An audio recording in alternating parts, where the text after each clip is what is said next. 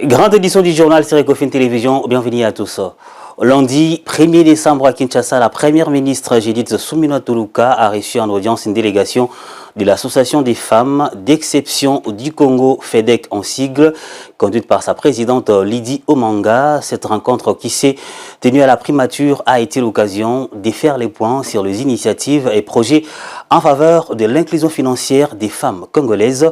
Les discussions ont porté sur les stratégies à mettre en œuvre pour renforcer l'accès des femmes aux services financiers, favoriser leur autonomie économique, mais aussi soutenir leur participation active dans le développement national. Retour sur les faits. La rencontre avec l'Association de femmes d'exception du Congo, dont la première ministre Judith Suminwa Tuluka est membre d'honneur, a permis de dresser le bilan des actions menées cette année et de préparer l'événement à venir axé sur l'inclusion financière des femmes. La première partie de l'échange a tourné autour de l'événement, de ce que nous avons fait, c'est-à-dire cette année ici 2025, nous l'avons consacré à cette thématique qui correspond à la composante 3 de notre plan d'action, c'est-à-dire permettre et aider à l'autonomisation financière de la femme et de la jeune fille. De ce fait, durant toute l'année, nous avons organisé des formations pour les femmes de tout secteur, que ce soit des femmes qui recherchaient plutôt à comprendre comment gérer leurs finances mais au niveau des ménages, celles qui étaient porteurs de projets ou celles qui avaient déjà des projets et qui voulaient peut-être aller plus loin en demandant un crédit auprès de la banque. Cette structure de la société civile s'inscrit dans la dynamique gouvernementale visant à promouvoir l'autonomisation de femmes et leur participation active dans tous les secteurs socio-économiques. Donc, l'activité du 3 décembre, c'est un petit peu le point d'orgue. On va remettre les certificats de réussite à celles qui ont été jusqu'au module 3, mais on va aussi organiser des panels où il sera question justement de parler de cette inclusion financière des femmes. Judith Suminwa, modèle de la gouvernance inclusive et participative, a salué ces initiatives et encouragé leur développement en rappelant leur alignement avec le programme d'action de son gouvernement et leur contribution à l'émergence d'une société plus équitable. La République démocratique du Congo a officiellement déclaré le lundi 1er décembre 2025 la fin de l'épidémie d'Ebola dans la province du Kasaï. La cérémonie présidée par la première ministre Judith Suminwa marque la clôture d'une période de surveillance sanitaire rigoureuse. Au terme des 42 jours, 100 nouveaux cas depuis la rémission du dernier patient enregistré le 19 octobre 2025. Cette annonce consacre un succès majeur pour le système de santé congolais après plusieurs semaines d'efforts coordonnés sur le terrain. Plus de détails avec André Ikoma. Au cours de son adresse, le ministre de la Santé publique, Hygiène et Prévoyance sociale, Samuel Roger Boulamba, a rendu hommage aux équipes médicales mobilisées ainsi qu'aux pionniers de la recherche scientifique congolaise dans la lutte contre Ebola. Excellence Madame la Première ministre, chef du gouvernement, votre présence ici souligne l'importance que le gouvernement de la République accorde au système de santé en général et aux ripostes, aux différentes ripostes, aux épidémies en particulier. Et surtout, nous sommes tournés vers les partenaires et particulièrement vers les États-Unis d'Amérique et le CDC à Atlanta pour pouvoir avoir les tests, pour pouvoir avoir un complément de médicaments et surtout pour avoir le soutien technique. À son tour, le directeur général de l'Institut national de santé publique, Dr Dieudonné Mwamba Kazadi, a exprimé la fierté de son institution pour la promptitude de la riposte. Cette victoire ne saurait être obtenue sans l'appui du gouvernement. Nous tenons sincèrement ce jour à leur exprimer notre profonde reconnaissance et notre indéfectible attachement pour célébrer cette victoire de l'RDC ensemble avec ses partenaires et toute la communauté de Boulapé. Grâce aux progrès scientifiques, aux vaccins disponibles et à une meilleure coordination de la riposte, la RDC dispose désormais d'outils plus efficaces pour contenir rapidement les flambées. La gouverneure de la province d'Ilo-Laba a procédé ce lundi 1er décembre au lancement officiel dans la salle des conférences du gouvernorat d'une session stratégique visant à renforcer les compétences techniques des membres du comité provincial de la couverture santé universelle. Cette rencontre a rassemblé autorités politiques, acteurs socio-économiques et représentants institutionnels, tous mobilisés pour élaborer des orientations claires et concrètes en faveur d'un système de santé plus efficace, inclusif et accessible à l'ensemble de la population de la province. Suivez.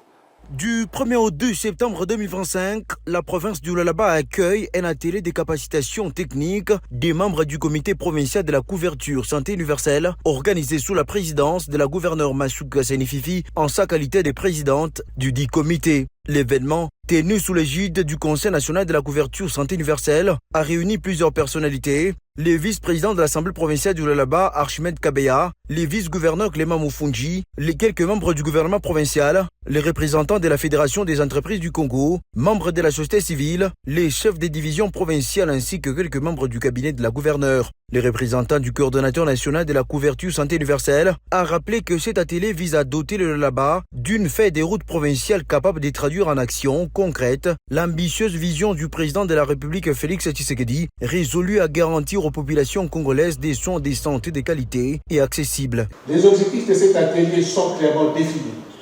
D'abord, renforcer la compréhension par tous les acteurs provinciaux du cadre légal, institutionnel et stratégique qui cadre avec la couverture santé universelle en RDC. Notamment la Constitution qui consacre les droits à la santé et à la nutrition, l'ordonnance loi 23/006 qui régit désormais le système de santé en RDC. La gouverneure Fifi Masuka Seni a rendu hommage au chef de l'État, saluant une initiative louable et prioritaire pour le bien-être des Congolais. Elle a réaffirmé sa détermination à matérialiser les réformes engagées par le gouvernement central pour renforcer la couverture santé universelle dans les pays. Selon elle, cet atelier constitue un pas décisif vers la construction d'un système sanitaire provincial efficace, inclusif et durable. La tenue de ces assises dans la province du Lualaba incarne la vision résolue du chef de l'État, Son Excellence Félix-Antoine Tshisekedi Tshilombo, qui fait de la couverture santé universelle, s'est inscrit en sigle une de priorités nationales, fondée sur la solidarité, la dignité humaine et l'inclusion des plus vulnérables. Le fait de route 2026-2030 que nous allons élaborer devront être réalistes, opérationnels et véritablement contextualisés. Puissent les conclusions de ces travaux orientent durablement la politique sanitaire provinciale et concrétisent la vision présidentielle, la santé pour tous sans exclusion. En ma qualité de président du comité provincial de la couverture santé universelle, je déclare officiellement ouvert les travaux de ces ateliers dans notre province du Lualaba. Les travaux ont été amorcés par la présentation des termes et des références par un facilitateur détaillant les objectifs et les résultats attendus de cette formation. Une photo des familles a clôturé la cérémonie d'ouverture, symbolisant l'engagement collectif des parties prenantes autour de cette réforme majeure. Le vice-premier ministre chargé du transport, Jean-Pierre Bemba Gombo, a présidé le lundi 1er décembre à Kinshasa la signature d'un contrat de concession entre l'Office de gestion du fret multimodal OGFREM en sigle et les consortiums sud-africains Yellowstone pour la construction, l'exploitation puis les transferts du port sec de Kasumbalesa, un investissement évalué à près de 600 millions, allais-je dire, des dollars américains. D'après Jean-Pierre Bemba, la mise en service de cette plateforme logistique devrait fluidifier les opérations de transit entre la RDC et la Zambie, mais aussi générer des avantages économiques pour les deux pays. Patrick John Mukengeshai pour plus de précisions dans cet élément. Le port sec de Kasumbalesa comprendra plusieurs catégories d'entrepôts hors douane, sous douane et zones de quarantaine, ainsi que de vastes parkings d'une capacité d'environ 2000 camions, un dépôt d'hydrocarbures, une citerne des pompiers et 3 dortoirs pouvant accueillir plus de 1000 travailleurs. Une réserve foncière a également été prévue le long de la nationale numéro 1 pour une station-service et des espaces commerciaux. D'après le VPM Jean-Pierre Mbemba, la construction de ces ports va fluidifier les opérations économiques et générer un avantage commercial. L'implantation du port sec de Kasumbalesa constitue un élément structurant de cette ambition. Le projet est conçu comme un prolongement commercial et logistique de 7 ports maritimes internationaux: Dar es Salaam, Beira, Nakala, Durban, Wallis Bay, Lobito et Luanda, et bénéficie de son inscription parmi les projets intégrateurs de la SADC, au profit des États membres de la tripartite COMESA, SADC, EAC. Compte tenu de l'importance des investissements requis, signalons par ailleurs que grâce au corridor de Banana et à la mise en service du port sec de Kasumbalesa, la République démocratique du Congo bénéficiera au moins 2000 emplois directs et 5000 emplois indirects d'une réduction significative logistique ainsi qu'un renforcement des compétitivités. Venons à présent à cette information. La République démocratique du Congo franchit un nouveau cap dans la stratégie de lutte contre le travail des enfants dans les mines artisanales des cobalt. Lors de la 68e réunion du Conseil des ministres, la ministre d'État en charge des affaires sociales, Eve Bazaïba Massoudi, a confirmé l'entrée en phase opérationnelle du programme national dédié à l'élimination durable de ces phénomènes longtemps dénoncés par les organisations non gouvernementales, les partenaires internationaux, mais aussi les acteurs industriels. Suivez. Le cœur de cette nouvelle phase repose sur l'ouverture imminente des centres de promotion de l'entrepreneuriat des jeunes en agrobusiness. Ces centres constituent l'un des piliers de la stratégie visant à offrir aux jeunes, aux enfants et aux familles dépendantes de l'activité minière artisanale une alternative économique viable. 2 centres ont été déjà érigés dans les provinces du Haut-Katanga et du Lualaba, zone emblématique de l'exploitation artisanale du cobalt. Ils seront chargés de former les jeunes aux métiers agricoles modernes, soutenir la création des coopératives agroalimentaires, accompagner les familles dans leur transition hors des mines, favoriser l'accès au financement pour les activités génératrices de revenus. Les programmes s'inscrivent dans le cadre du projet d'appui au bien-être alternatif des enfants et jeunes impliqués dans la chaîne d'approvisionnement du cobalt, initié en 2019. Son financement provient des dons et des prêts accordés par la Banque africaine de développement dans le but de promouvoir une filière cobalt propre et répondant aux exigences internationales en matière de conformité sociale et de diligence raisonnable. La RDC présente près de 70% de la production mondiale de cobalt, et minerai crucial pour les batteries électriques. Face aux pressions internationales et aux exigences du marché, le gouvernement s'est engagé à bâtir une chaîne d'approvisionnement plus transparente et socialement responsable. Cette initiative vise à répondre aux attentes des entreprises minières et technologiques, des investisseurs, des institutions internationales et des normes ESG, environnement, social, gouvernance, devenues incontournables. Ces programmes prévoient un dispositif complet de prise en charge des enfants retirés des sites miniers.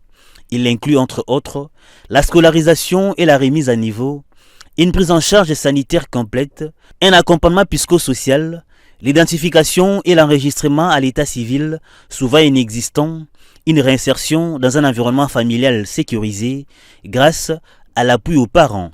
Les jeunes plus âgés bénéficieront d'un accès à la formation professionnelle, à l'entrepreneuriat rural et à des opportunités économiques encadrées.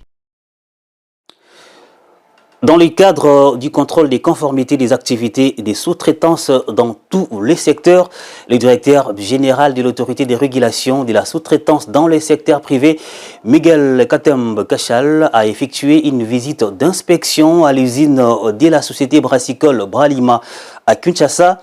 Cette mission avait pour objectif d'identifier les opportunités d'affaires en faveur des entrepreneurs congolais et d'évaluer les niveaux des mises en œuvre, comme je l'ai dit tantôt, des recommandations formulées lors du précédent contrôle. Accompagné de ses collaborateurs, le 2 juillet de l'ARISP, Miguel Katem Kachal s'est entretenu avec le directeur général de Bralima afin de faire le point sur le respect des exigences légales en matière de sous-traitance. Après ces échanges, une visite des différentes zones stratégiques du site a été effectuée. Le DG de Bralima, pris à s'y conformer aux recommandations émises, s'est également exprimé sur la démarche. Cette visite revêt pour moi une importance assez particulière parce qu'on est rentré directement dans les obligations. Je remercie les équipes et spécifiquement M. le directeur général parce qu'il y a eu une pédagogie. Et ça c'est important pour expliquer. Et donc maintenant j'ai compris, mais c'est beaucoup plus clair maintenant. Et donc nous sommes assez à l'aise dans la démarche. Les deux mots pour moi sont transparence et confiance. Veillant au respect de la loi sur la sous-traitance, à la promotion d'un accès équitable des entreprises locales au marché, à la lutte contre les pratiques illicites et à la création d'un environnement favorable à l'essor de la classe moyenne congolaise, Miguel Kachal confirme ainsi son engagement. Ces contrôles vont permettre de pouvoir évaluer les recommandations qui ont été faites, si cela a produit des effets positifs dans l'écosystème entrepreneurial en République démocratique du Congo.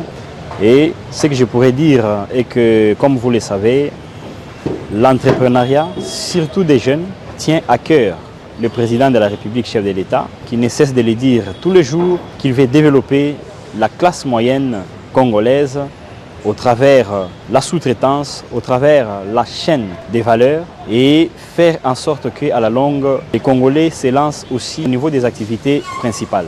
Ces actions concrètes illustrent le rôle central de l'ARISP en tant qu'autorité de régulation de la sous-traitance en RDC, conformément à la vision du président de la République.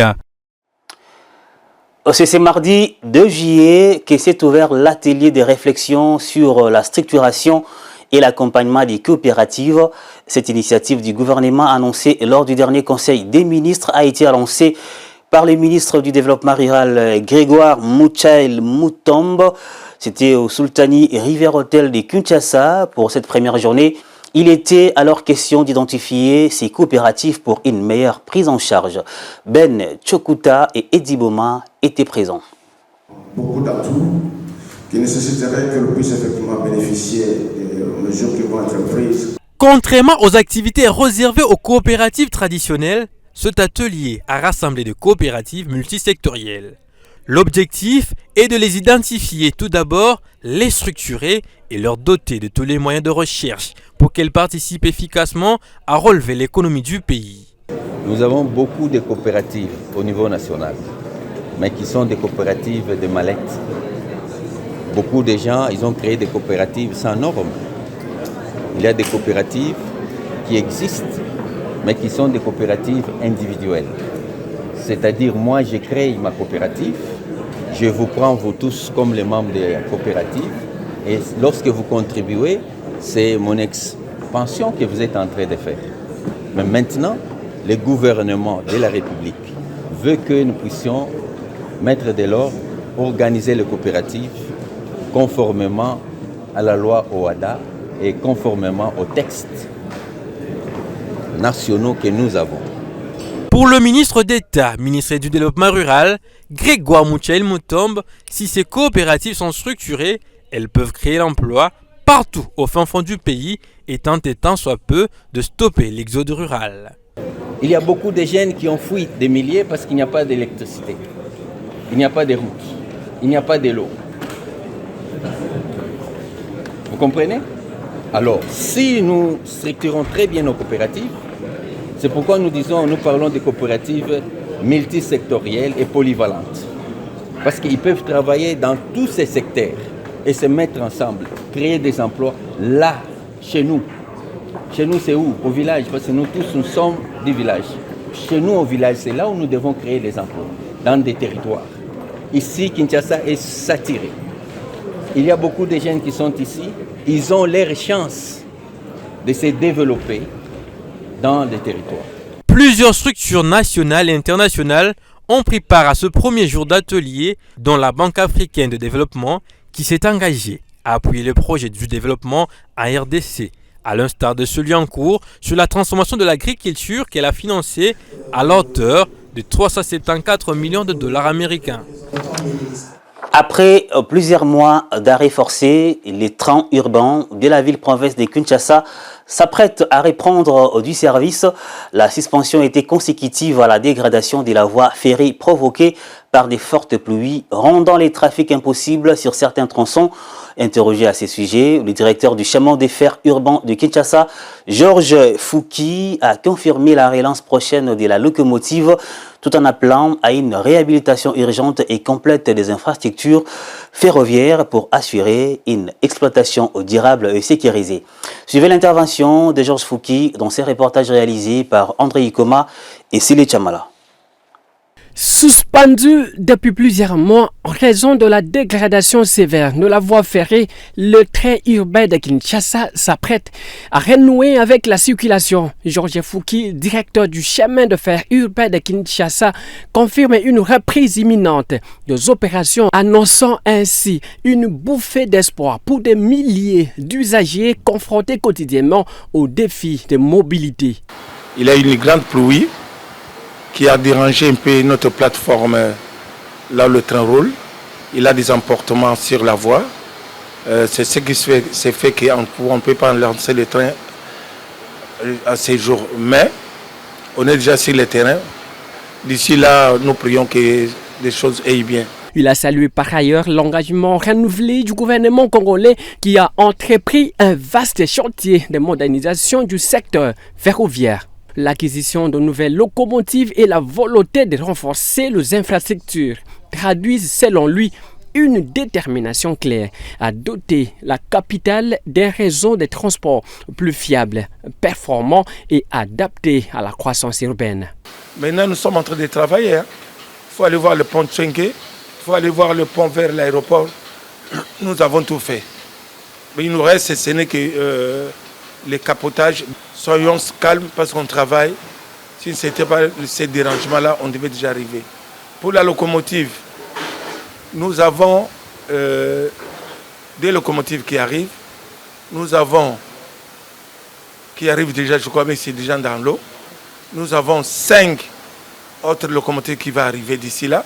Malgré ces avancées notables, l'ONATRA demeure confrontée à de besoins structurels majeurs. L'entreprise appelle à des investissements supplémentaires pour compléter son parc de locomotives, mais surtout pour procéder à la réhabilitation intégrale de certaines sections de la voie ferrée, aujourd'hui vétustes et à risque. Lundi 1er décembre à Kolwezi s'est ouvert un atelier de renforcement des capacités destiné aux chefs coutumiers de la province d'Ilo-Laba. La cérémonie de lancement officiel a été présidée par le vice-ministre des Affaires coutumières Jean-Baptiste Ndézié en présence de la gouverneure de cette province Fifi Masuka Saini dans la salle des plénières de l'Assemblée provinciale. Cette rencontre vise à outiller les chefs traditionnels afin de renforcer leur rôle dans la gouvernance locale et la promotion du développement socio-culturel de la province.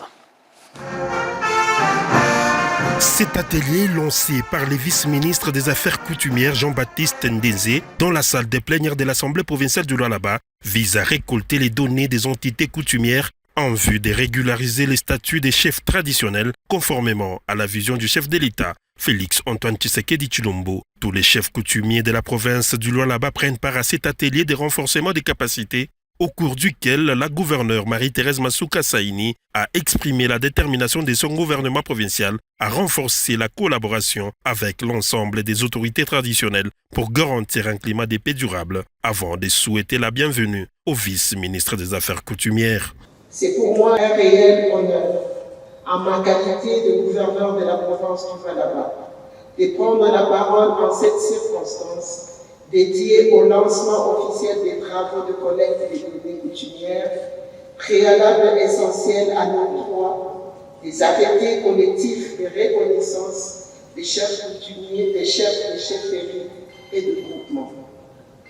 Permettez-moi, avant toute chose, d'adresser solennellement, au nom du gouvernement provincial, nos civilités et notre chaleureuse bienvenue à son Excellence, Monsieur le Vice-ministre des Affaires coutumières, dont la présence parmi nous témoigne de l'engagement du gouvernement central à accompagner la gouvernance coutumière dans sa dimension la plus fondamentale, celle de la légitimité, de la paix sociale et de la cohésion communautaire.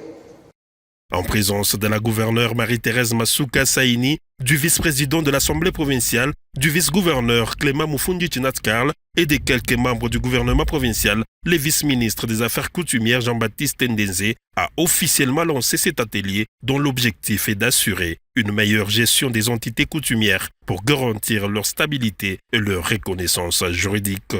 C'est un honneur et un plaisir pour moi que de me retrouver ici parmi vous pour le lancement des travaux de récolte des données de vos entités coutumières, mais également vos données personnelles, en vue de la régularisation de vos statuts de chef coutumier, tels que pris par le chef de l'État comme engagement lors de son discours sur l'état de la nation le 11 décembre 2024.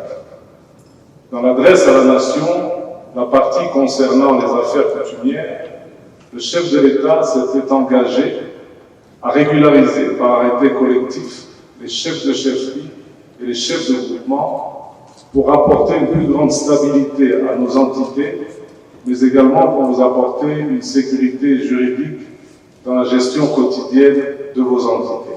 Bien avant l'ouverture de cet atelier, le vice-ministre des Affaires coutumières Jean-Baptiste Ndenzé a été reçu en audience par la gouverneure Marie-Thérèse Masuka Saini. Les deux personnalités ont échangé sur plusieurs questions relatives à la régularisation des entités coutumières par des arrêtés collectifs, tout en annonçant la tenue au mois de mars 2026 du Forum national des chefs coutumiers de toute la République. Depuis plus de 6 mois, les grands travaux de réhabilitation des routes bouleversent la circulation à Kinshasa, bien qu'ils visent à moderniser les infrastructures. Leur impact immédiat suscite inquiétude et impatience au sein de la population sur l'avenue Nyangwe qui relie les ronds-points de l'avenue des Huileries, l'avenue Etienne Tshisekedi à l'avenue de la Libération dans la commune de Lingala.